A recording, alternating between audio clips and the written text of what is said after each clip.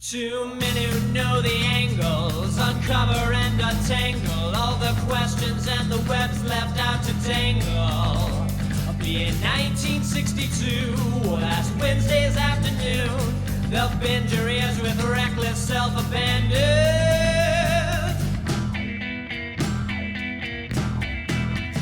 The amazing spider talk. The amazing spider talk. Come swing through the air, sit back and prepare for the amazing spider talk.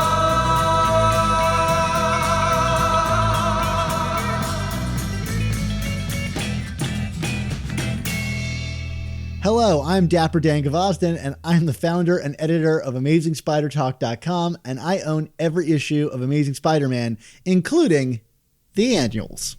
And I'm the mischievous Mark Trinacchio, and I'm the founder of the Chasing Amazing blog, author of 100 Things Spider-Man Fans Should Know and Do Before They Die, and I, too, own every issue of Amazing Spider-Man, but the annuals don't count. Well, thanks everybody for joining us for this special review roundup episode of the all-new Amazing Spider Talk. We hope you enjoy this podcast and that it provides an intelligent conversation between two fans and collectors as we look at the Spider-Man comic universe in a bit of a bigger picture. Today, we are going to be rounding up a series of reviews of Amazing Spider-Man that originally premiered for our Patreon supporters back when these issues were first published. That's right! We are going to be reviewing Amazing Spider-Man Volume 5, issues number 26 through 28. 3 issues that brought Boomerang back into the center of the action alongside the Syndicate, an all-female villain team. Also, be sure to remember that this episode wouldn't be possible without the support from our wonderful Patreon subscribers, whose very patronage allows us to assemble the guests we have on the show and do all of our research. If you enjoy the show and want to help us continue while getting amazing bonus content like these reviews when they were originally released to our Patreon subscribers and additional episodes that we never reached publicly, go to our show notes and check out our Patreon page and consider joining our team. And I'll say, there are right now, at the time of recording this, 95 people on our Patreon team. I would love it for Christmas if we could get to 100. That would be really cool. Well, Dan, while we wait for those 5 magical people to join, let's get to the action. We hope you enjoy a review of Amazing Spider-Man Volume 5, number 26. What's new? Is Spider-Man still wearing red or is it blue? Maybe he took a week off cause he had the flu. But probably not cause his red seems tried and true. Let's find out in the Spider-Man review. Enjoy our review of Amazing Spider-Man issue 26. Today, we're going to be talking about Amazing Spider-Man issue number 26, or that's 827 for those of you who are keeping record at home. Although things keep getting stranger all the time, because now I just found out that the Renew Your Vows and Superior Spider-Man books are continuing on in their own volumes. So what is the true number of Amazing Spider-Man? We can never really know. It's whatever they tell us it is, Dan, and I guess it's 827 right now. Whatever. Well, let's talk about 827 because while that number might be a lie, the cover to this book is also a lie. It's a bigger lie, in my opinion. It is a bigger lie because this book definitely has told us on the cover that we're getting a Superior Foes run-in. And we got, one character from the Superior Foes who showed up in this book? Yeah, no doubt. I mean, we get the new Beetle in this book, and that's about it. I mean, Dan, not that there's anything wrong with it. This is kind of the bread and butter of serial comic book storytelling for years. But my goodness, if this is not the truest definition of a filler issue, I don't know what is. Yeah, and that's the funny thing. There are always some issues where I feel like Bendis did this a lot, where the covers were kind of solicited before the internal content was. And so you'd often get covers that don't match up with what's inside the book. And I have to think that with it was this way. Ryan Ottley did not do the art inside this book, but he did the cover, and Kev Lockers being brought on, it seems like just for this issue or two. I wonder if there was some scheduling snafu and stuff was shifted around and they couldn't commission a new cover in time. And so you've got to get this mismatched content versus how it's being advertised. That's not to necessarily knock the content, but I also feel like the content here is kind of, like you said, filler. It seems like nothing really got moved forward that significantly, and we're biding our time until whatever we get in the next issue. I mean, like I said earlier, this is not an unusual thing to have happen in a comic book like Spider-Man. But we did get this storyline a few months ago involving Boomerang that, to the opposite of this, I felt kind of advanced some things in terms of the relationship between Peter and Fred Myers significantly, which I enjoyed. We all enjoyed. It might be my favorite story of this run so far. And we're also coming off of this very big emotional climax of a story in Hunted, and trying to set up things with this Kindred character. And this issue does pay lip service to both of those stories, but ultimately, I mean, this could have come out in 2015 or whatever, and I don't think it would have made much of a difference. It just kind of feels like it's there for the most part. It's touching in on a bunch of the ongoing threads, but it's kind of frustrating because that's kind of what issue 25 was setting up all the things to come. And then we're just kind of setting up more things to come. And let's start off with the first one. We've got this small sequence with Kingpin in what appears to be the kind of tunnels under City Hall, where a crony of his is discovering some artifact that's been hidden down there for some time. In my guess, this is returning to the Kingpin story from the Free Comic Book Day issue where, Boomerang and his team stole some item from a museum, and Kingpin looks at it and it's all glowy, Pulp Fiction-y. And this is why he's been after Boomerang all this time. Boomerang knows about something artifact that he has that Kingpin is trying to get a hold of. Felt totally out of the blue to me, but I guess since Boomerang's in this book, it makes sense to bring his main antagonist along with him. In a few pages, do get some lip service paid to the relationship that we talked about in our last episode with Kindred and Kingpin, and Kingpin kind of going after Boomerang and them seeing Peter, the Kingpin's goon seeing Peter with him and kind of being like, all right, never mind, it's the roommate, let's all go away. And then there's also this kind of throwaway line about this happening. Peter kind of acknowledges that this has happened before, but do you recall when, Dan? I don't think it's ever happened before. I tend to gloss over things when I read. Maybe I missed something, but clearly not. No, I don't think that this happened before. It's Crazy Town Banana Pants theory, which is you can introduce it and say it's happened many times, but I'm not going to necessarily remember it. I like that they kind of followed up on the Kindred thing, right? That's interesting that the Kingpin deal with Kindred has had some effect, but don't try to convince me that it's happening all the time. It's like the Vulture Vs. I've been seeing these Vs everywhere. When? Like I said, it just feels kind of a loose way to kind of acknowledge that this story isn't completely in a vacuum, but for the most part, again, this book kind of operates on its own wavelength of continuity. I mean, we get this flashback to Boomerang and his kind of his origins and his time as both a superior foe but also as a disgraced baseball pitcher, which is fun. I mean, I enjoy these, but I don't want to be overly cynical here, Dan, but I also feel like at this point, Boomerang stuff kind of gets used as a crutch by Nick Spencer when he's got nothing else going on. He knows he can kind of play to some cheap laughs with him, and I've seen this before. I've seen this movie before. I don't know. I mean, every comic is somebody's first comic, but I don't know if I need to see the full blow through of Boomerang's origin again. I feel the same way about the Sinister Syndicate too. There is something interesting about this, hastily assembled, it seems, group of female C-list villains, much in the line of, the superior foes. It's a bunch of, disgraced Spidey villains getting together. And I like the emphasis on them being women, because we certainly are lacking in female villains for Spider-Man, as we even said on the last episode, when we were talking about issue 25.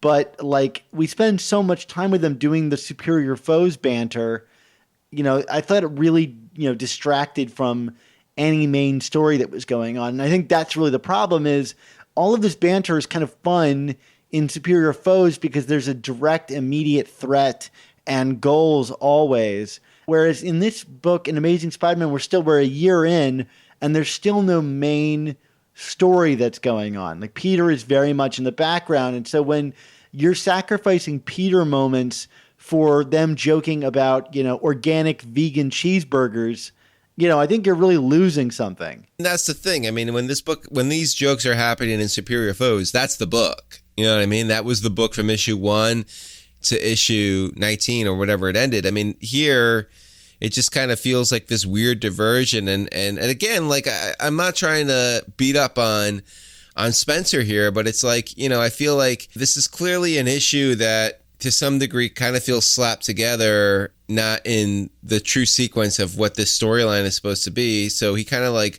well, the fans love Superior Foes, so let's just kind of call back to that. I don't know, like for me, if I want to talk about Superior Foes, I'll go back and read my Superior Foes issues. I don't necessarily need to just kind of like play the hits here, like. Yeah, I mean, for me, I was thinking, the end of this book is like a really cool, splash page of the Sinister Syndicate, blowing up the Feast building. And I was thinking to myself, like, what if this book just started with them at Feast, helping out Aunt May, and we introduced Boomerang, and like by page 3, we're blowing up a wall of the Feast building, and like I don't think would be much lost. Like, we saw them get break Electro out of police handling in the last issue. Like, are any of these pages before this really telling us all that much new, or introducing new ideas or good motivations for these characters? They want to get revenge on Spider-Man and Boomerang. Okay, that's totally easy for me to understand in like a page worth of content, and this stuff is so padded, I want to get to the content. Get me to the fight if that's all it's going to be. Now, speaking of content, this storyline when we're at Feast and seeing Aunt May kind of continues the storyline that was introduced in Friendly Neighborhood some time ago. That Aunt May is a cancer patient, Dan. Like, I don't want to get on a high horse here or anything, but this whole cancer storyline with Aunt May, it really isn't doing it for me, especially as someone who has dealt with loved ones with cancer. I feel like it's just being handled too glibly here. Like, it's like what's going on? Is this the end of the road for me? I mean, do you know what I'm saying? Am I being too sensitive here? Like, I don't get what the stakes are here. Like, they're not playing this for stakes. So then what's the point of introducing this plot line? Yeah, it feels very much like one of those movies you watch where it's like the local police and the FBI, they're working together on a case, but they don't want to share materials with each other because they both have a certain ego tied up in being the one that solves the case. I'm not suggesting that like Tom Taylor and Nick Spencer are like drawing lines across the room and saying don't cross over into this, but it feels very much like Friendly Neighborhood is going to be the book where we deal with the cancer thing, and Amazing Spider-Man is going to touch lightly on it, but it's kind of such a big thing to deal with that like touching lightly on it suggests that it's not going to be really that important for the character, because that's a huge thing. Yeah, it's a life-changing thing, and you can't like it can't be life-changing on one book and not in the other. You know what I mean? Like, it would be like Peter getting married, but in Spectacular he wasn't actually married, or like he lived with MJ, but we really didn't talk about the marriage that much.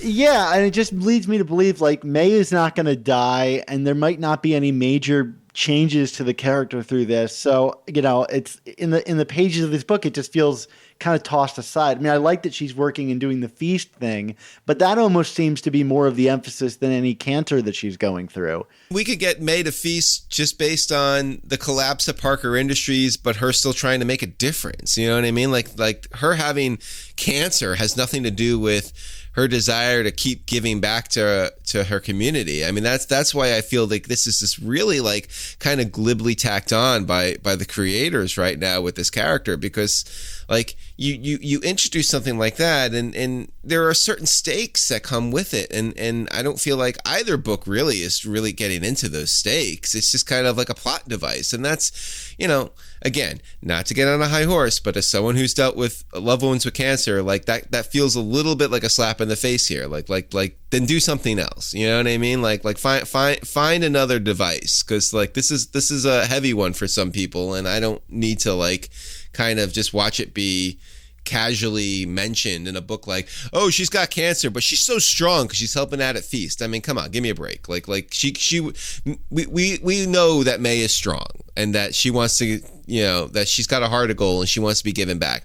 Her having cancer has nothing to do with that. Well, I think about like how the Jane Foster Thor handled cancer, where it was so integral to the character and there were real stakes associated with her being Thor and with that. Now, Aunt May is not Thor, but like even thinking back to like the Jerry Conway conversations we've had about like the blueberry pie, right? Where it's like, Spider-Man's got to deliver the blueberry pie, perfectly fine, or May will know that he's Spider-Man. If you really want to do the cancer thing, like let's make some of Spider-Man's adventures in Peter Parker's life be about that, and how he's going to overcome that in some way. Well, Dan, I mean, those are all good points. Just kind of blowing through some other plot points from this issue. We have, I guess, the introduction of sorts of a new character, which is Randy Robertson's girlfriend. Any thoughts on this? Well, it's been mentioned before, like offhandedly, this mystery girlfriend. And I think we have like various speculations about who it might be,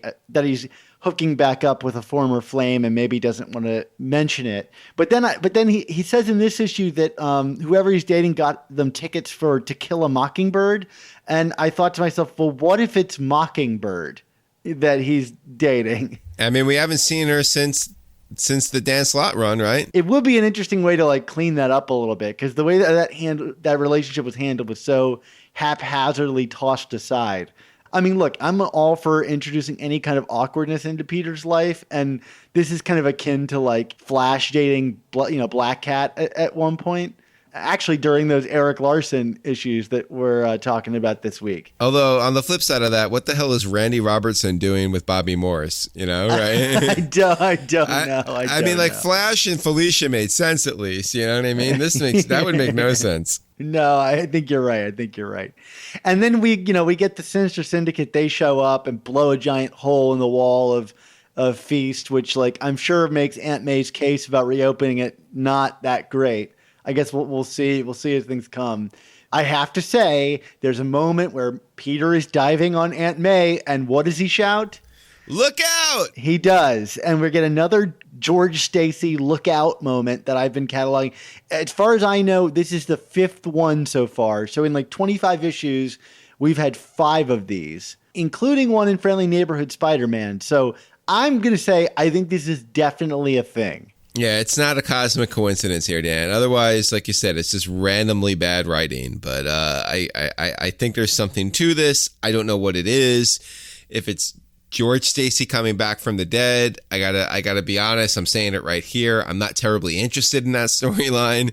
If we're paying homage to this moment, I mean, and again, like if people are like, oh well, what else? Why would he be saying look out? It's something that somebody says. I mean, this is a very specific visual cue that is paying homage to what I would deem one of the most iconic moments in Spider-Man history, which is George Stacy pushing a little boy out of the way before meeting his own demise in Amazing Spider-Man number 90, right? I mean, this is not, like, I'm not overstating that this is a watershed moment in Spider-Man history, right? Yeah, I think it would be akin to if every 5 issues, and sometimes we've gotten this, but it would be akin to like every 5 issues, Spider-Man like lifting rubble off of his body, over and over and over again. Either this is like a lazy storytelling trope, which is like, oh, we'll just have Spider-Man knock someone out of the way or something, or there's something very deliberate going on here, because it's just a hair more subtle than Spider-Man lifting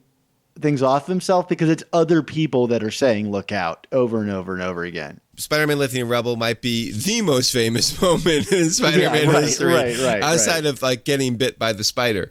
To me, like this is akin to Peter and MJ being on the Empire State Building or meeting Human Torch on the Statue of Liberty. I mean, this is an accepted part of canon that this moment happened in this specific way with these specific words being muttered. I mean, like it's important, and the fact that we keep referencing it in this way is equally important. So we'll see what the payoff is. I really have no idea, because I mean, I know like the highly speculative part of me is tempted to be like, oh, this is somehow related to Kindred, but like the fan of me is like, I hope it's not related to Kindred, because I would be so disappointed in that. I got to be honest, it just doesn't do it for me. No, me neither. So before we give a grade to this thing, let's talk about Kev Walker's art on this book, an artist we've not seen doing art on Spider-Man before. I think most notably for his work during the Hickman run of Avengers. Hickman's back with Marvel actually this very week, which I thought was a pretty thrilling book. But not to get into that, what did you think about Kev Walker's stuff here? I liked it, but at the same token, like, it disappoints me that we can't just get a solid run of Otley on this book right now. Like, I don't know why we got to this point. Not to get on another ranty high horse, but like I don't know how we got to this point in Spider-Man where like we just cannot get a consistent artist working on this book anymore. I feel like we have an artist, but like it's kind of part of the time, and that was the same case with during the Dan Slott era. And I just want to see someone that's drawing this character more often than he's not, and that doesn't seem to be the case with Otley right now. Yeah, I'm hoping that when Patrick Gleason comes on, we can get a team with some more stability. Like, I feel like announcing a full-time second artist on this book is the thing that's going to make that happen. But yeah, it has been a lot of kind of bouncing around. In regards to Kev's work, I thought the in-costume stuff was really great. Like that final page of all of the Sinister Syndicate standing there in the rubble is kind of exciting and, makes the next book something I'm looking forward to. I thought his Peter and kind of his human characters were kind of hard to recognize. Like Peter was kind of like dude bro-y in this. Like everything was very round. I mean, it's not like I didn't recognize the characters, but like if you showed me his Peter, I would not say, oh, that's clearly Peter Parker. His Aunt May felt more ultimate-ish than I'm usually used to in ASM. Would you agree to that? Absolutely. She was considerably younger, which is interesting for someone who has cancer. Yeah, that too. I mean, again, like what are the stakes here, Dan, if they're not even visual, right? I mean, come on. Yeah. But Boomerang is like really fun and like douchey in the way that you want Boomerang to be. So I was all for that. So, it's a mixed bag. I felt like maybe not the best match for Spider-Man, but like certainly, not a slouch, but you're right. The consistency thing is the most important thing. Any other random thoughts on this issue before we get to grades? Not really. I mean, there's a couple interesting tidbits on the letters page. Like someone wrote in about the kind of like Black Ant character and him, like which version of the Black Ant character. And the response of it was like kind of suggested that we're going to revisit that character in the future and find out more about who he actually is, which I hadn't even thought about. So, like, there are some other Marvel nerds out there that are doing my homework more for me. I haven't read Irredeemable Ant-Man, so I don't have a lot of connection to that character. And then there's this guy that writes in all the time called Chi-Town Spidey, who wrote in about Kindred being related to the Spider marriage, which I was thrilled to see appear in the pages of this book, as has been my theory all the way back to issue 1. And, they played coy with their response saying, oh, that's really interesting. But, quote, there are crazy good things coming. So they didn't deny it. So I'll take that as a, maybe. Yeah, exactly. All right. Well, Mark, let's get to our grades. What do you think about this issue? It wasn't terrible, but it felt like filler. So, I mean, I'm going to give it a C, which to me is like just a totally cromulent fill-in, but I mean, I wouldn't go and seek this out necessarily. What about you? I'm right there with you. C, solid C. It's an average comic for sure. All righty, Dan. Thanks to our patrons of Patreon, because without them, we would have never gotten that awesome review. But fear not, listeners at home. We are going to quickly transition to our review of Amazing Spider-Man Volume 5, number 27. Enjoy our review of Amazing Spider-Man issue 27. All right, so today we're here to talk about Amazing Spider-Man Volume 5, number 27, also known as Legacy 828. We're getting up there, Mark. Let's start off by talking about this. I mean, a good place to start is the cover. You know, eagle-eyed readers will recognize as an homage to the last time the Sinister Syndicate showed up in full form in Amazing Spider-Man, other than this story arc, of course. And that would be Amazing Spider-Man number 280. Yeah, Dan, you before we came on the air, you had said, this cover is an homage to something. Which one is it? Which one is it? I'm like, what is he talking about? And then, took a couple of visual cues. You're like, 280. I'm like, by God, he's right. And yes, there it is in plain form from the DeFalco Friends age. And yeah, that issue was special because it was like Spider-Man in the black suit protecting Silver Sable from some of the worst costumed hero or villains ever, right? We got the new Rhino costume in that issue, which I don't really think has ever resurfaced. It's a pretty random issue, although I think there are some Spider-Man chronology sites that actually quite like it for what it's worth. I think Spider-Fan likes that issue a lot. So there you go, 280, I mean, what's not to love? 80 Spider-Man. Visual similarities aside, there's really not much to do with that story in the pages of this one. We're kind of picking up after the last issue where the newly formed all-female syndicate, they have dropped the sinister element of the name, and they're just going by the syndicate now. They have burst through the wall of the Feast facility. Everybody's cowering in fear of their ladiness. What did you think of this issue, Mark? I mean, once again, Aunt May is has to, she's in a building that's collapsing around itself. She's in a lot of those lately. You notice that? Yeah, I do know. I do notice that. I mean, we don't get another lookout here, although we get a reference to a previous lookout moment here in this book through a flashback. I'm always on the hunt for those moments. Yeah, Aunt May seems to just be really bad for real estate. Pretty much. I mean, considering she's sick with cancer and now she's just in buildings that are constantly imploding within themselves. But in terms of my overall thoughts of the issue, Dan, I mean, this is fine. I know that's not a ringing endorsement. It's not a complaint either. I mean, not to devolve into a conversation about scheduling and stuff like that, but I do kind of find it interesting. This is the second part of this story, and for whatever reason, this one we had to wait 3 weeks for instead of the usual 2. So I actually almost kind of forgot a little bit about what happened initially, and this feels like the wrong kind of story to be taking a 3-week break instead of a 2-week break, because you could really forget what's going on here because it's just kind of unremarkable, for lack of a better word. I was thinking that each of these Nick Spencer's issues, every one that I read, I always end up thinking at the end of them well, the next one's the one where it's really going to get cooking, And I think we said that about the last issue was, boy, stuff is really going to go down in the next issue. And it's kind of true here. But even then, by the end of this, I'm thinking, oh, the really interesting stuff is going to come in the next issue.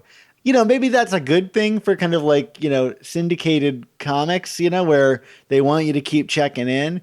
But so many of these issues seem so insubstantial. They feel like half an issue, or if even that. And I feel wow, this one has more substance than the previous one. I still don't feel like we're truly getting full stories here. On top of that jumbo size / more expensive issue 25, I mean, that feels like a lifetime ago right now, doesn't it? Oh, absolutely. Even though it was 2 issues ago. Yeah. I mean, it's just, and that I think is kind of the detriment of pacing your stories like this. I mean, these milestone moments where you're kind of expecting things to take off and start cooking. It's not happening. So it all just kind of blends together, and things both are coming at you quickly but also slowly.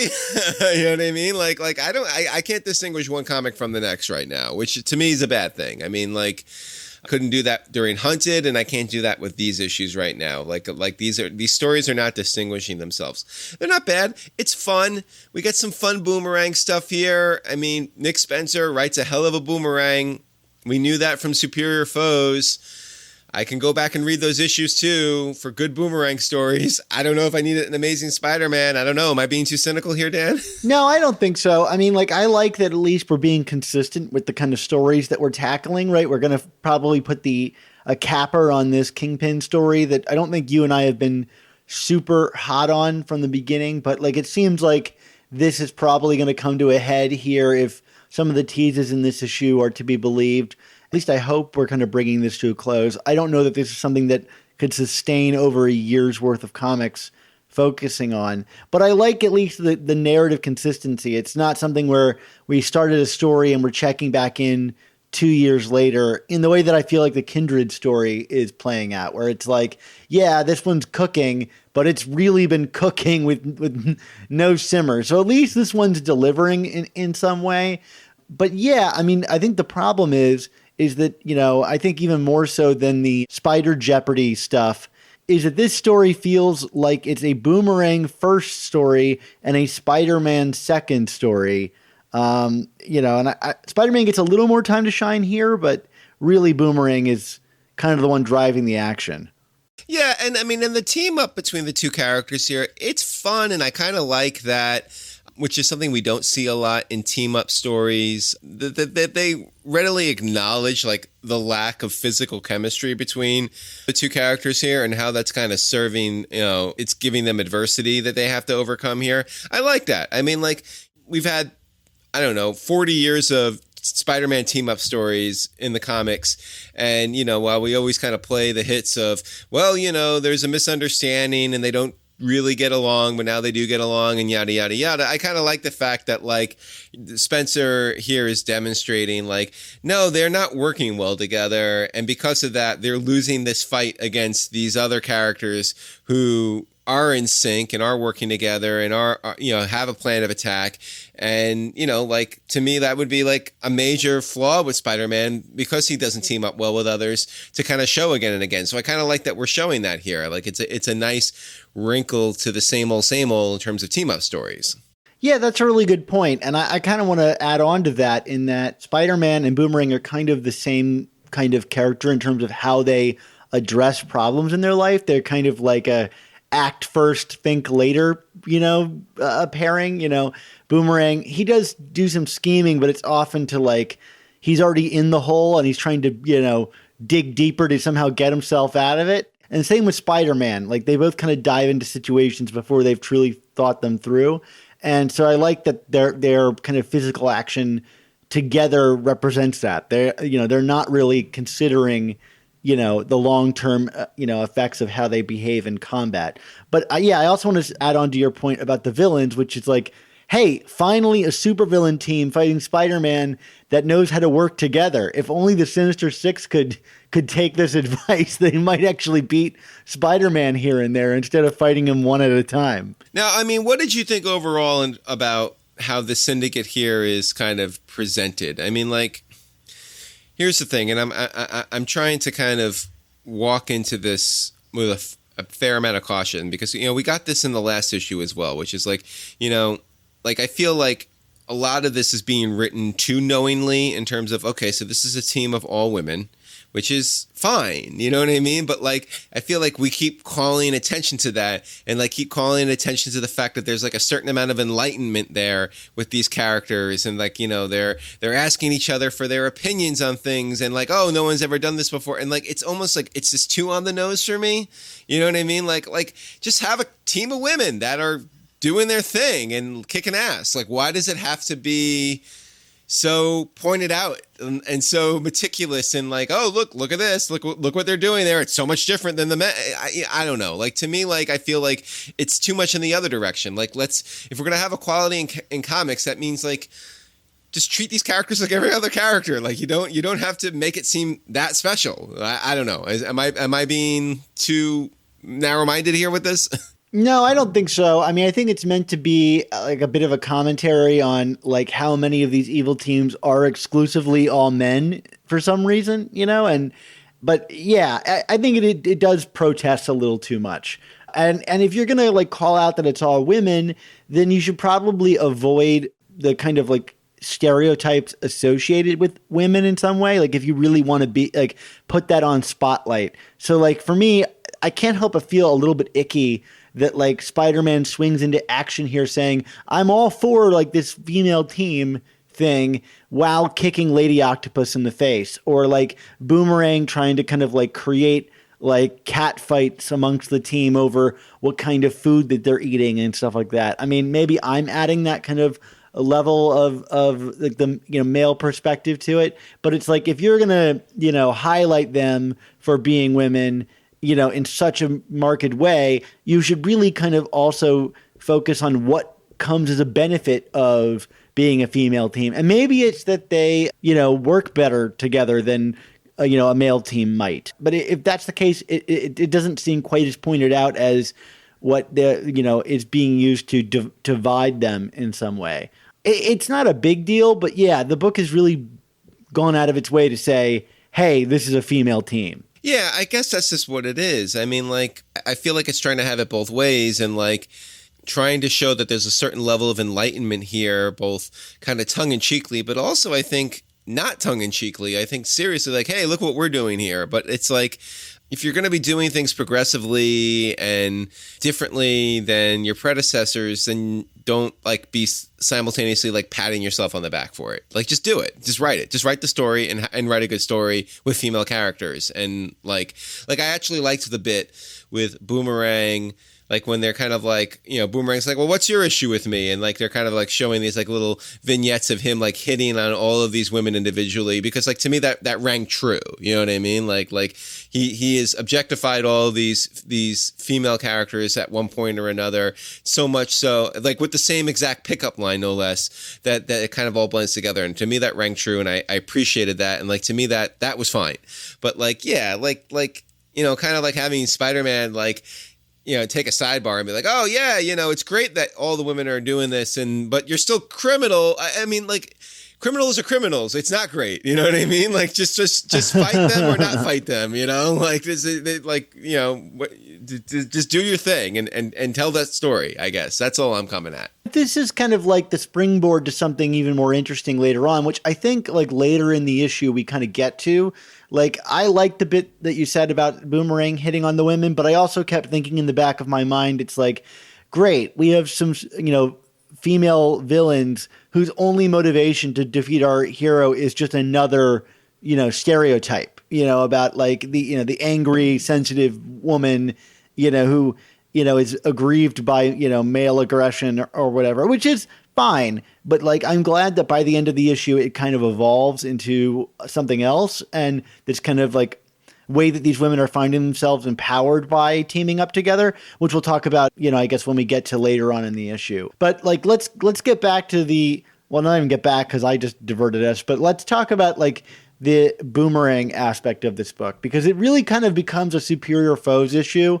We kind of made fun of the previous issue for having the superior foes on the cover and not featuring them in the middle inside of the book, which I still don't really understand. I thought there would be an appearance of them here, and it was just like a cover that was an issue off like we get sometimes. But that's very much not the case.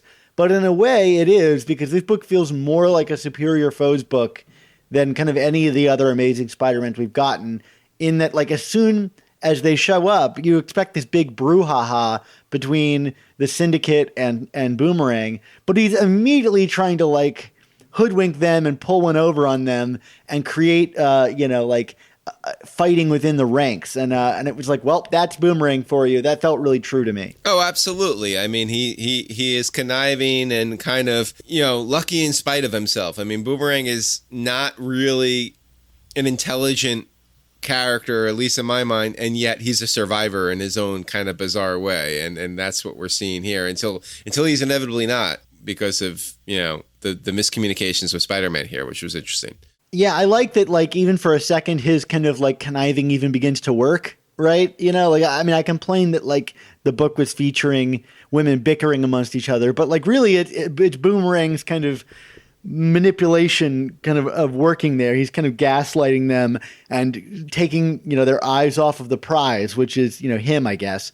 And then, to talk about further subversion, right? Like as soon as they capture Boomerang, it's the Beetle who's kind of selling everybody out. And, that was kind of like a twist that I wasn't expecting. And that's the kind of thing that made Superior Foes, I think, such a fun book to read. Oh, absolutely. Like that one twist came after the other. Do we want to talk a little bit about Electro here and like her turn? Because it was a pretty interesting turn here. Yeah, sure. What did you like about it? Let me actually preface this before we say that, before I start saying the positive. A negative here was, okay, so during this fight with Boomerang and Spider-Man, I mean, Boomerang accidentally knocks Spider-Man out with this gaserang, and then they capture Boomerang, and they got Spider-Man dead to rights here, and they just kind of like let him off the mat, which to me is just, it's dumb, but it also doesn't make sense for these characters. Like, you would think that these characters would just be done with it, you know what I mean? Unmask him, kill him, whatever. You know what I mean? Like what was that? That was a total, like, write yourself into a corner because you don't want to, do anything to Peter or to Spider-Man here, but yet, like, you're completely betraying these characters by not having them do the smart thing here, right? Sure. I mean, even at the very least, like, they're all like criminals or thieves or whatever. So like capture him and use his identity against him for blackmail or something. I mean, I just don't believe that these characters would leave an opportunity like that on the table. Especially considering that Spider-Man is so, first of all, it's kind of absurd that they beat him, although I'll buy it because of the chaos of the situation. But like, yeah, I can't imagine anybody leaving that kind of prospect on the table considering what a big figure Spider-Man is. And he's been thwarting their adventures for years as well. In terms of the positive here, so, we have this moment with Electro where they have Boomerang and he's all webbed up and they're like, what should we do with him? Well, what do you think? I'm trying to remember. Do they call her Electro or Maxine here? They call her Electro, but she kind of talks about herself. It's a good moment because like she kind of like, is taken aback by like the fact that they're asking for her opinion here. And again, like to me, this is the inverse of what I was saying earlier with this team of women, which was like, oh, are we kind of overdoing it with like being too knowing about it? But like, no, I mean, like here it's like we have seen this character Electro, this new Electro now this is going on now since what, Dead No More, I think? Yeah, even before that, I think it's like in like volume 3 we got her. It's evading me in terms of how far back this character goes now. But, point being, like, we're getting this, we've had this new character, but we really don't know anything about Francine. I called her Maxine. I'm sorry. Francine before. Well, she might as well be Maxine in that she's just a Max Dillon copy. Well, exactly. So, like I feel like through this moment here, we have an opportunity to, show her a little more three-dimensionally than what we've seen before. So I appreciated that. Yeah, I 100% agree. And I think this kind of bit in the book where, she kind of steps up and she's like, I've got all these ideas to tell and try, is like, one, it's kind of genuinely frightening the way that it's drawn and portrayed by Walker and the art team. I can't help but think this is kind of like a sly commentary on kind of the voices in comics as well. I mean, I think, even the idea that Nick Spencer is writing Amazing Spider-Man is kind of like an indie comics creator was given the keys to the kingdom. And when I read it, I thought immediately like the Beetle says, like, why don't you come up with a bunch of ideas and you'll pitch them to us? And, it just seems like a comic book pitch, that these kind of voices of, smaller indie creators or even just women in the comics industry are finally being given some voice to, give contributions to this kind of larger canvas. I mean, it would be great if we could get a female creator writing Spider-Man one of these days. But like, I thought that this was kind of a neat wink and a nod, I think, to that. Did that ring true for you at all when you were reading it? Or is it just me overreaching on my meta commentary? I wouldn't say you're overreaching. I mean, I don't know if I saw it quite through the same lens as you, but like as you're explaining it, that like completely makes sense to me. So you're right. I find it funny because like a moment later, they're all cheated out of their voice, right? Like they're all, Beetle is just kind of pulling one over on them, which is like, hey, yeah, you should really step up and like assert yourself and, give me some ideas and I'll get back to you. And then a minute later, she's like, I'm really just duping all these chumps, and I wonder if there's a bit of a class struggle kind of thing being shown here. It's like, you guys are all like D-listers, but like in that I'm fooling you, I'm elevating myself above you all.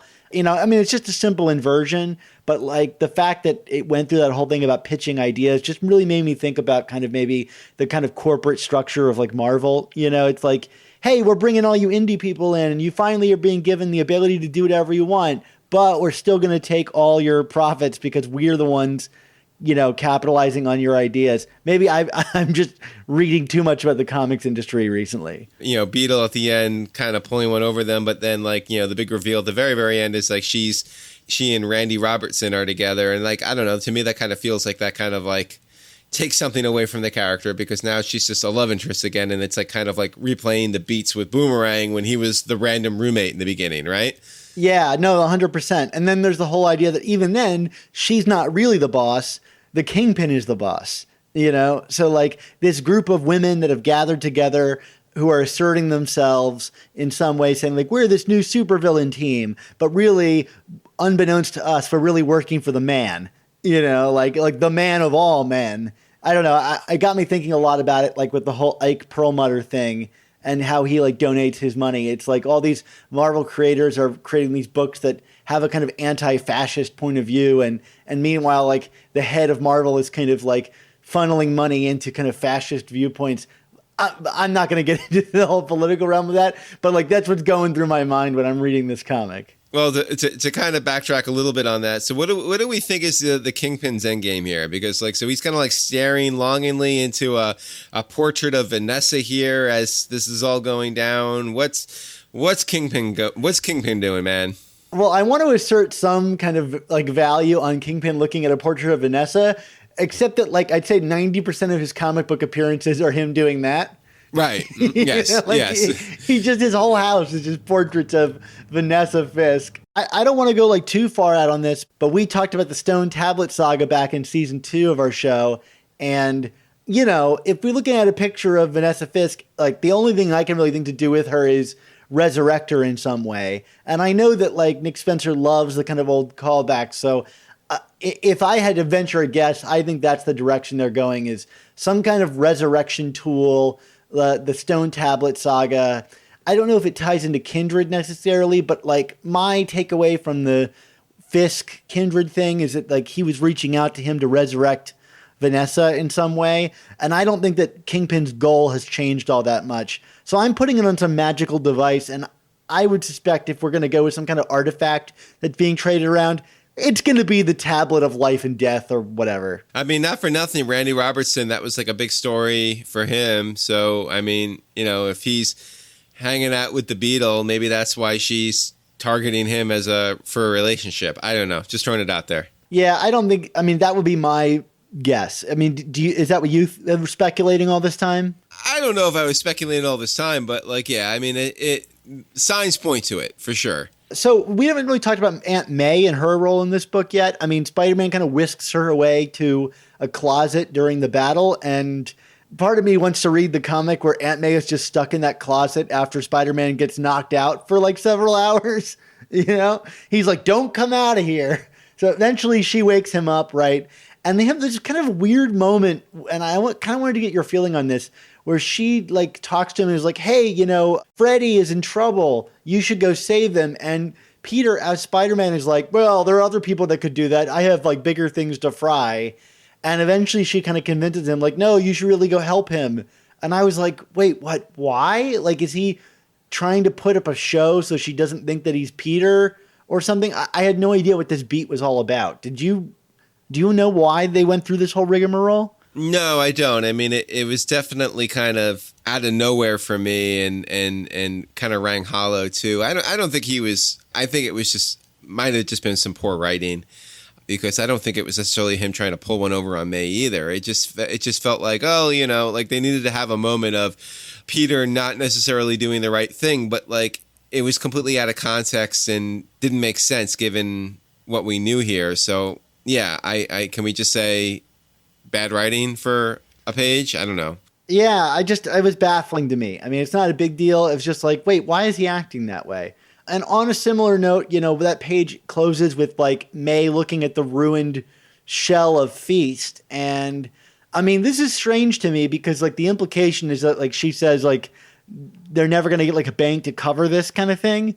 And it's like, well, why introduce the element of her rebuilding feast if it's only going to get destroyed shortly thereafter? I mean, I imagine this is going somewhere, but it just seems like a weird turn to take. And this is how many issues later? Barely 6? I mean, it seemed pretty short. Yeah, I mean, I don't know. Is she opening like destroyed buildings are us, rubble are us? I mean, like, where is this going? I don't know. Anything else you got to say on this one? I do want to say the one thing we've been talking about the least in this issue is Spider-Man himself. And this is kind of an ongoing thing. This is a Boomerang book with Spider-Man, you know, as the guest character, it seems. But there were these couple pages at the back where suddenly Spider-Man is swinging around town and reflecting to himself about, like, how he's going to find Boomerang. And there's a great joke about how he hit him with a spider tracer and Boomerang probably hasn't washed his clothes in all that time. And as soon as this happened, I was like, all right, this is a Spider-Man book again. Like, it just felt like a Spider-Man book. And I know this is like damning with faint praise. Like, oh my God, a Spider-Man book feels like a Spider-Man book. And I know that you and I have really laid thick on how much we like the Spider-Man swinging around town thinking to himself stuff. But like, man, this just felt like a Spider-Man book all of a sudden. Even the stuff with like Beetle and Randy making out, like that felt like a Spider-Man problem to me all of a sudden. Like, oh, his personal life is being intruded upon by his Spider-Man life. And I was like, okay, I'm excited for the next one. More of this, please. And that's like the faintest praise because like I just want to read a book about Spider-Man. I'm with you. 100%. Neither of us guessed the Beetle reveal as Randy's girlfriend, although I have to say one of our listeners wrote to us and guessed it. I don't have their name handy right now because I'm not good at my job, apparently. I guess hats off to you, whoever you were. This was a while ago they recommended it. I didn't guess it, and it should have been somewhat obvious, I think, but yeah, this is interesting for sure. Oh, yeah, no doubt. I mean, it's going to set some things up for definitely some Spider-Man Peter awkwardness, which is what is always best for the character. And now both roommates of his are entangled in like, you know, superior foe shenanigans. And okay, I just hope it doesn't overwhelm the book with superior foe stuff as much as we love that stuff. Exactly. You got a grade for this book? I'm giving this one oh man, this is tough. I'm somewhere between like a C+ and a B-. Do you want to tip my hat here, Mark? I was going to say B-, so... Yeah, let's go with that. All right, sounds good. We're so agreeable. Oh, well. This episode wouldn't be possible without the support from our wonderful Patreon subscribers, whose patronage allows us to assemble the guests we have on the show and do all of our research. If you enjoy the show and want to help us continue, while also getting amazing bonus content and additional episodes that we never release publicly, go to our show notes and check out our Patreon page and consider joining our team. Thanks for that awesome ad read, random disembodied voice. We hope you're enjoying these reviews so far because we have another one coming up. Time for Amazing Spider-Man Volume 5, number 28. Enjoy our review of Amazing Spider-Man Issue 28. Today we're going to be talking about Amazing Spider-Man number 28, also known as Legacy 829. We're making our way closer and closer to another anniversary issue at some point. Mark, this issue is the end of the Syndicate story, this 3-part story by Nick Spencer that we've been getting. You and I have not been like huge fans of the other ones. I think we think they're like kind of fine. Did this one turn it around for you at all? No, I think it maintained that level of fine. I mean, you know, like there's nothing outwardly bad about this comic, but like I just feel this is in the grand scheme of things going to be a pretty forgettable story in the long run. And, you know, like, and there were some things that it kind of repeated some frustrating traits of this Nick Spencer run, which we can get into in a little more detail. But yeah, I mean, I don't know. It's like, I feel like this is a check the box issue and we're moving on. I don't know. How did you feel about it? Yeah, it's fine. I mean, I kind of like want to keep reiterating, like Spider-Man does not feel like the actionable character in this. Like, I think there are so many events that happen in books like this where the other characters get to do things and Spider-Man is just kind of along for the ride. And, you know, I would just much rather prefer to see a writer tackle this and find a way to make Spider-Man the guy that's moving the action forward in some way, or giving him some kind of control over his own narrative in some way. We'll talk about it, but there's so many like fun scenarios in here, but they ultimately are resolved by other people. When I feel like just kind of like allowing Spider-Man to be the powerful character that he is, he could have handled it in a way that would find interesting and would allow us to kind of empathize with the character and get inside his head a little bit more. And instead, we're kind of like, not only is it not emphasizing him, it's diminishing his ability as a character to engage in his own narrative. And it's struggle for a book that's been doing this. And I think it was our complaint about Hunted, and it's our complaint about this story, and even issue 25, which was a Mary Jane story that we liked. Spider-Man was at the back seat. It just feels like this character's been in a back seat of the story for like 6 months now. It's the amazingly passive Spider-Man, Dan. I guess that's, we got to get used to it, right? Yeah, absolutely. So speaking of characters who aren't Spider-Man, this book follows up on the big twist at the end of the last issue that Randy is dating Janice Lincoln, also known as the Beetle from the Superior Foes of Spider-Man.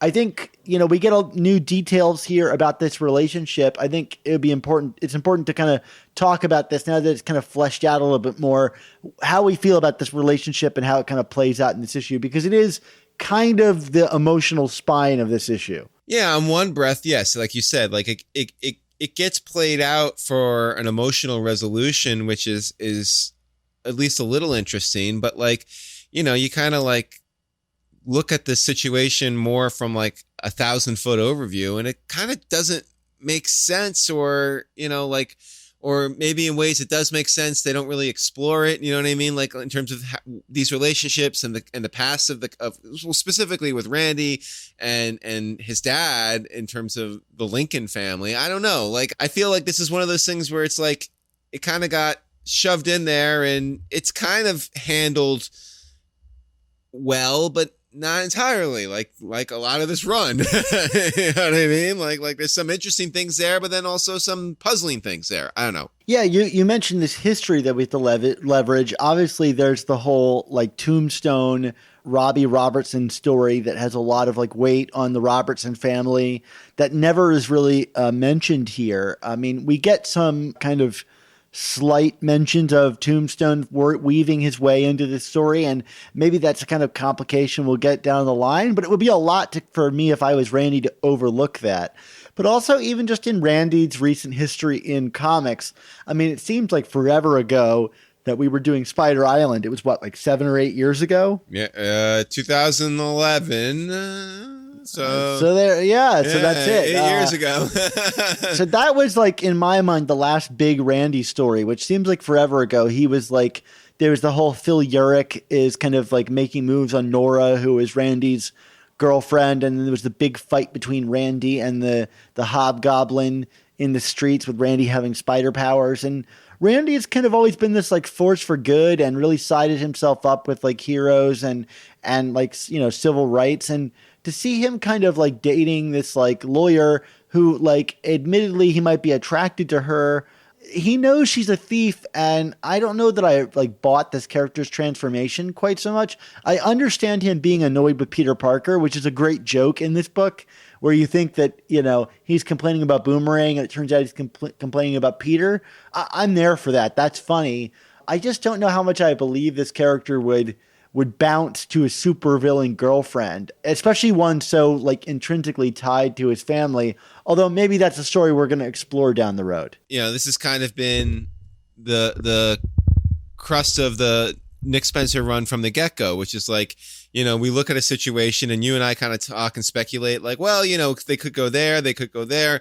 At least through this point, a lot of those stories have been mined for the depth that they should be mined for. So, it could go in those directions, or this could just be like, again, Nick Spencer just trying to go in for a joke and then kind of leaving it there. I don't know. Like, I guess we'll find out. But as of right now, it's not doing it for me based on, what we're seeing on paper. I guess that's where I'm going with, like I could have an open mind, but, fool me once. Well, so much of this year and like month that we've had Nick Spencer on the book, it feels like that kind of thing where you ask someone to clean their room and they clean up everything in the room by shoving it in the closet.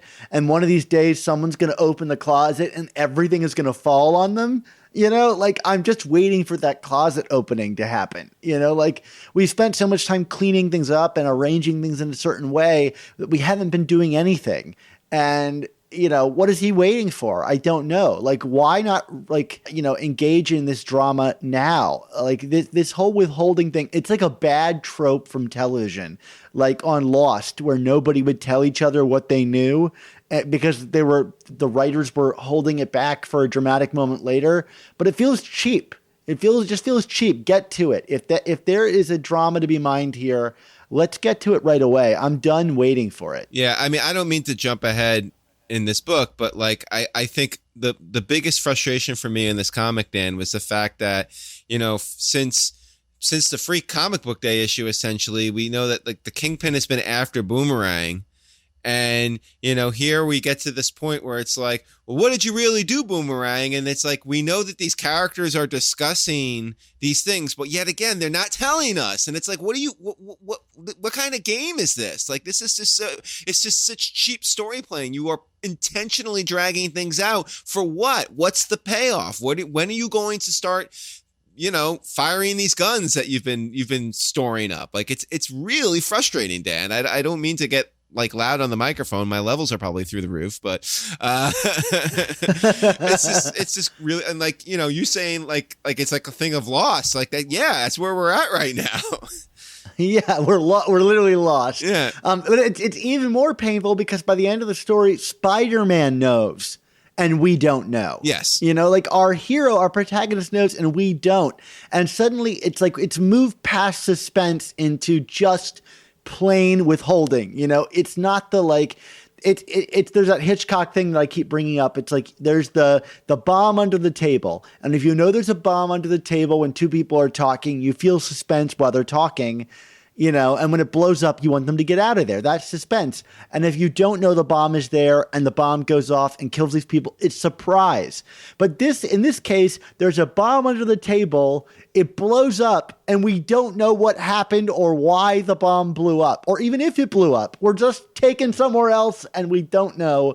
And it is artificially, like you said, artificially delaying this thing. And it's really frustrating. And even more so, and we'll get to this as we talk about it is how they get Boomerang out of the scenario. So suddenly you've got the victory and the conclusion to your story happening because there's something we don't know about. Not to be completely glib about this, Dan, but like, you know, I know Nick Spencer clearly loves Boomerang. I love Nick Spencer's Boomerang. It's probably the best character he wrote, but like, is Boomerang that critical of a character in the grand scheme of things to be like playing this kind of long game with? I mean, like, we can move quickly on Boomerang. You know what I mean? Like, the world can move fast on Boomerang. I love Fred Myers. I love Superior Foes. We don't need to be dragging this out for 2+ years now. You know, like, let's just go. Yeah, I don't disagree. I mean, again, all of the back and forth between him and Janice in this issue is really fun, right? Like when he knows that she's lying to them and is using that leverage to get himself out and further entangle things. There's the great image of her like standing over him, holding him in the webbing, you know, or whatever that foam is. And she's like furious with him. And it's great. Like, this guy can dismantle a room just by talking. It is really fun to see. But again, like, he's driving the action, not Spider-Man. And as fun as it is, it's like, yes, we've got this. Stop being withholding. We know Boomerang is fun. How does Spider-Man function in this? Right. I mean, this book is at its best currently when it kind of devolves into a Superior Foes book. And I don't know if that's a good thing for The Amazing Spider-Man. So let's get to some of the actual things that happen in this book. Oh, we've been talking about that, but more specifically, Kingpin shows up halfway through this book because he's got to get involved. I kind of like how Spencer's been writing Kingpin here, like as this guy who really knows how to leverage his power as the mayor. There's the bit where Spider-Man tries to pull a smart one on him, a moment I liked. where Spider-Man really says to him, like, hey, I thought we were buddies. I've seen all the billboards, and he's leveraging his own history with Kingpin, but Kingpin's smart enough to go, oh no, hypnotism boomerang or whatever has, convinced Spider-Man that he's, against me or whatever. I thought that was really clever. And again, a nice moment for Spider-Man to really take action. These are the smart moments of this book by all means. And I like the cleverness of Kingpin here. I mean, Kingpin is another character, like you said, that I feel is being written consistently and being written well and being written proactively. It's also not the Amazing Kingpin book, so there you go. But then we get this thing that you and I complain about, like it's Spider-Man beating up the cops, and he's talking about how he's like pulling his punches and like which ones are good or which ones are bad, and it's like I would never have thought about that. Like just show me him defending himself and webbing these guys up. I know Spider-Man's not going to kill anyone, and like it's not the first time he's fought against police at the hands of Kingpin. Like just fight them, like. This kind of hemming and hawing about Spider-Man's kill code and how much he hurts people, it just makes him look like the weakest, most like, I don't use the term SJW because I actually find it to be a positive. Like, I'm glad I'm fighting for social justice, But to have a guy like worry so much about like who is getting punched hard enough in the only moment of his action, it just makes Spider-Man seem like a real wimp. I might push back with you on that. I mean, I get what you're saying, and I don't completely disagree, but like, if I go back to like some of the Lee Ditko stories, like those sidebars happened a lot. You know what I mean? Where Spider-Man would be inner monologuing, like, good thing I'm only using 80% of my strength here. You know what I mean? Like, but that's the thing. Like, that was a story from another era. And like, I feel like, yeah, I mean, like, to agree with you, like we've progressed past that now, and I feel like it's only been in like the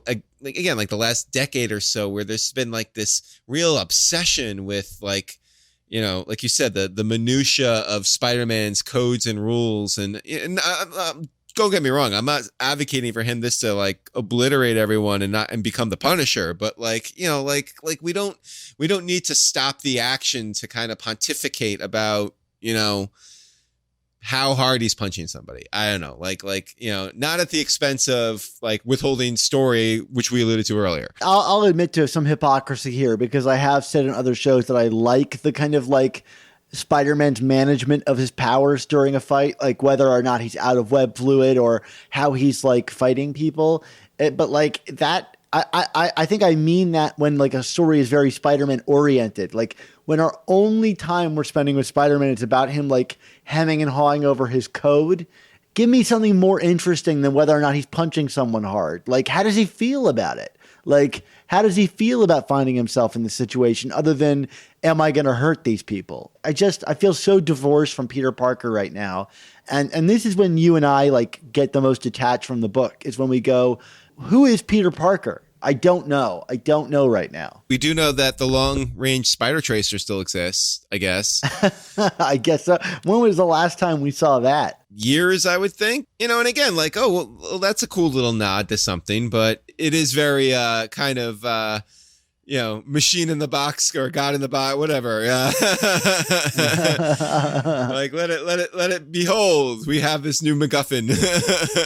Now, last issue, we talked a lot about how the Syndicate was kind of being portrayed in terms of feminist tropes and things like that. We kind of revisit that here where everybody kind of realizes that the Beatles pulled one over on them, and that like, they tell her like, way to uphold like bad female stereotypes, which is what we were talking about. So I'm glad to see Spencer kind of acknowledging that, he played with that. And the Beetle is an interesting character in that she seems to leverage her femininity when it suits her, but ignores it when it doesn't suit her, because she says, I didn't lie to you because I'm a woman. I lied to you because I'm a villain or whatever. And I thought, okay, that's interesting for Spencer to kind of dive down that hole. The tropes that we discussed in the past were like kind of improved upon. I mean, it just didn't feel as cliched as the last issue. And I'm I'm not saying I'm trying to tread carefully here. I mean, like I like the idea of, like you said earlier, of being a warrior for social justice, but like, I mean, not to the point of like constantly like patting yourself on the back for it and pointing it out. So I kind of like that they played and had some inversions here and had a sense of humor about it. Sure, I'm not for social justice trophies. Is what I'm implying. Like be a social justice warrior, fine, but don't look for a handout, thanking you for doing it. It just should be good manners. It's how I feel.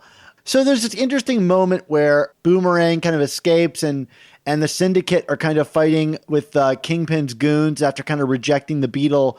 And Spider-Man leaves them to kind of beat up the cops, asking that the Beetle not harm them or else he'll tell her boyfriend. This moment kind of rung false for me. It was a moment where I thought, like, why have Spider-Man leave these guys behind to fight the cops? Like, one, it's kind of like goes against his like very origin, which is like not trusting, criminals to just not hurt anyone, I guess. But also, like, why not showcase Spider-Man's adeptness at his job to have him like, go back down there in classic, Ditko storytelling style where he loses to the villain and then defeats them later. Have him go down there and defeat the Syndicate himself and then go off to join the Boomerang, like, why not allow him that moment? That's a good point, Dan. I mean, we don't have many moments of Spider-Man in this book these days. So maybe that's why, because I don't know what else to add to that. But I absolutely agree and wish that, again, we would get these moments of proactivity and not just kind of reactivity from Spider-Man. Yeah, I mean, I feel like the reason it's done is because, like, Spencer wanted to hammer in that Boomerang has some value towards, her boyfriend, right? That this relationship is going to continue, which is where the book ends, right? Like, this idea that Boomerang calls on her father's crew, which are identified by, like, people who are working for Mr. Stone, who I have to imagine is Tombstone, right, to come and rebuild Feast, which is a nice like way to wrap this all up and make it kind of tidy and set up, eventual future storylines if Randy Robertson is working for a company that is also in bed with Tombstone. Not only in bed, but indebted, So there is something being done there, but like I would just like to see Spider-Man. I don't know. I don't need him to be like the uber mensch, like this all-powerful male figure that can defeat anybody and everybody.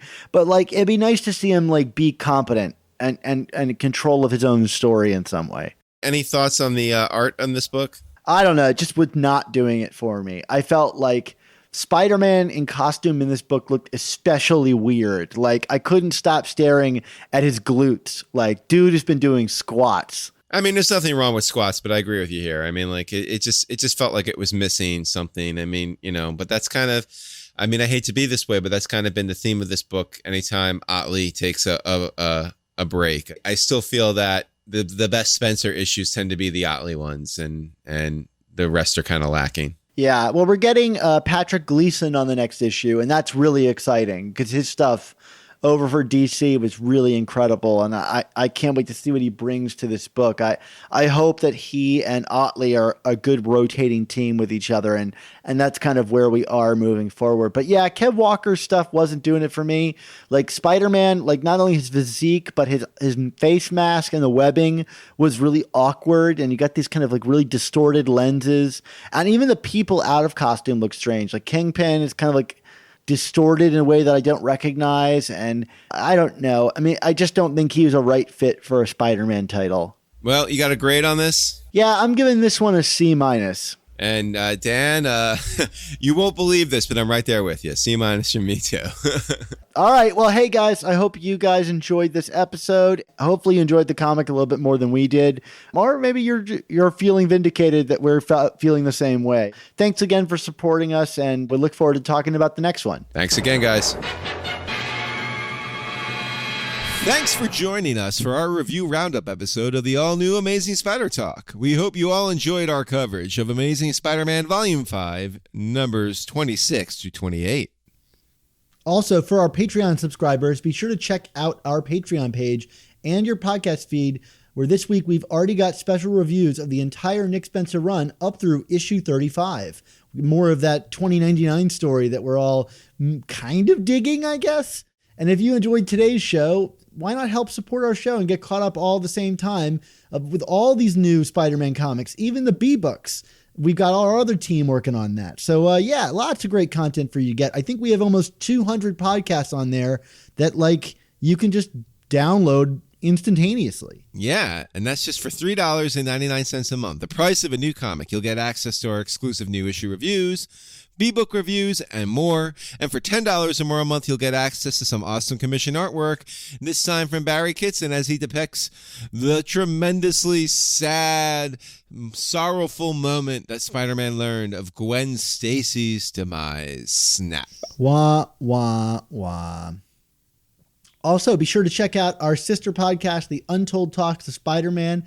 You know, I've been told recently that some people didn't realize that we were two different shows. That it was kind of the same thing. And I think if you haven't checked out The Untold Talks of Spider-Man, and I know a lot of you guys haven't, really you should check it out. It's really quite a different flavor from us.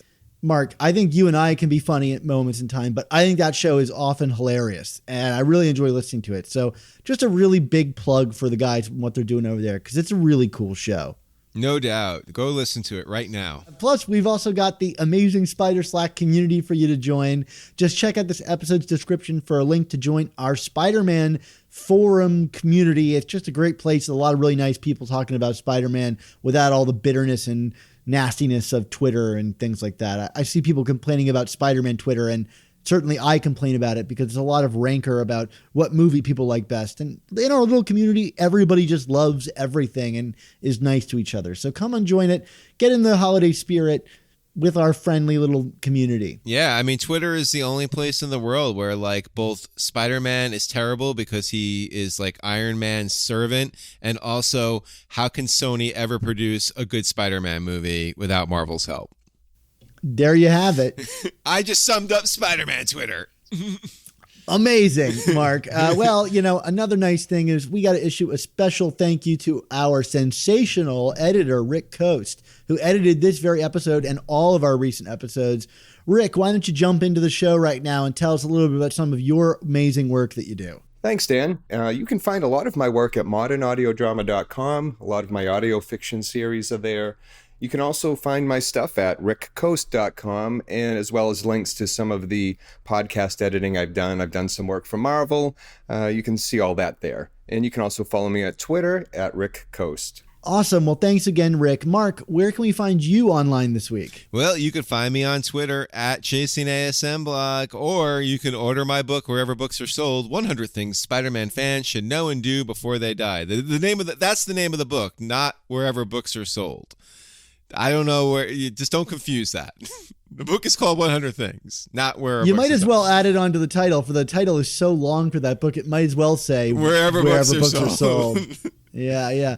Wherever Spider-Mans, you'll find 100 things you should know and do before you die regarding Spider-Man. Dan, you're killing my book even more than it's already been killed. Anyway.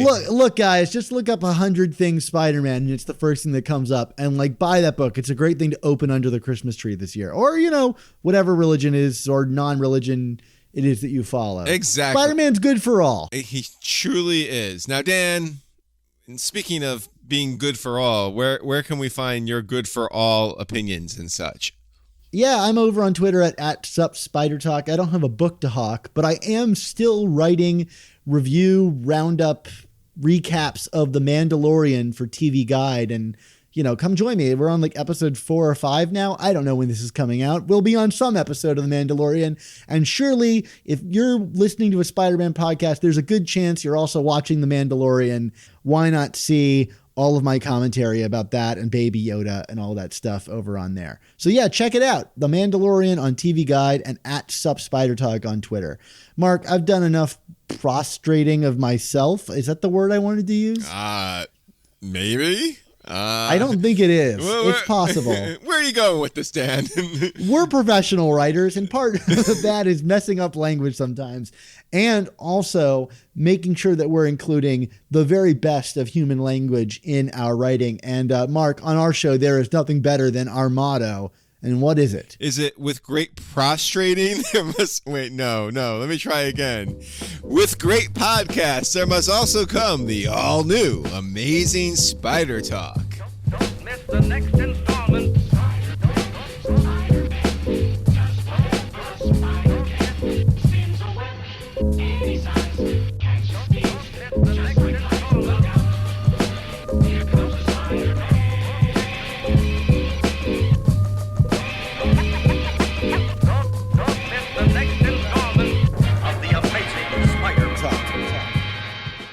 Was it proselytizing? Was that what I was going for? Keep guessing, Dan. Keep guessing. Somehow I landed up in the kind of rectal territory, and you never want to land there. I'm stopping this now.